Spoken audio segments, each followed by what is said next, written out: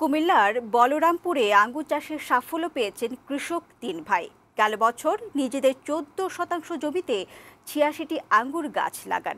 এক বছরেই গাছে ফলন এসেছে। এদিকে কৃষি সম্প্রসারণ অধিদপ্তর বলছে, তিন ভাইয়ের আঙ্গুর চাষ থেকে অন্যরা অনুপ্রাণিত হচ্ছেন।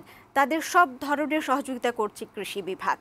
কুমিল্লার সংবাদদাতা আনোয়ার হোসাইনের পাঠানো তথ্যচিত্রে কানিজ নুসরাতের প্রতিবেদন।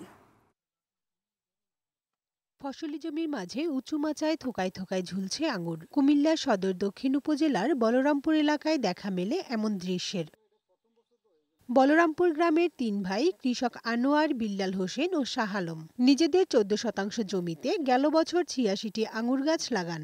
এবছর প্রতিটি গাছেই থোকায় থোকায় ধরেছে আঙুর, আর কয়েকদিন পরই ফল পাকতে শুরু করবে। আর তাতেই আশায় বুক বাঁধছেন তিন ভাই। মূলত 1 মাস 10 দিন যখন এটা বয়স হইব, তখন আমরা কাটতাম ফাঁকার উপযুক্ত হইব, কি ফাঁকলে তো আঙ্গুরগুলো মিষ্টি হইব, তখন বাজারে আমরা সেল দিতে পারি। আমরা অনেকেই যারা ছাদে বাগান করি কিংবা ছাদে গাছ লাগাই, তাদের জন্য এটা হয়তো আদর্শ হতে পারে। কুমিল্লার মাটি আঙুর চাষের জন্য উপযোগী। তিন ভাইকে সার্বক্ষণিক পরামর্শ ও সহায়তা দেয়া হচ্ছে বলে জানালেন কৃষি সম্প্রসারণ অধিদপ্তরের এই কর্মকর্তা। আমরা যদি সঠিক পরিচর্যা করতে পারি, রোগবালাই মুক্তভাবে চাষ করতে পারি, নিশ্চিতভাবে আঙ্গুরের সফলতা আনবে।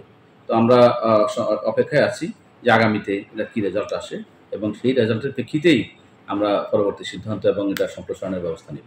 অনুপ্রাণিত হয়ে যারা আঙ্গুর চাষে আগ্রহ দেখাচ্ছে, তাদের পরামর্শ ও সহযোগিতা করা হবে বলেও জানান এই কৃষি কর্মকর্তা। ডেস্ক রিপোর্ট, বৈশাখী সংবাদ।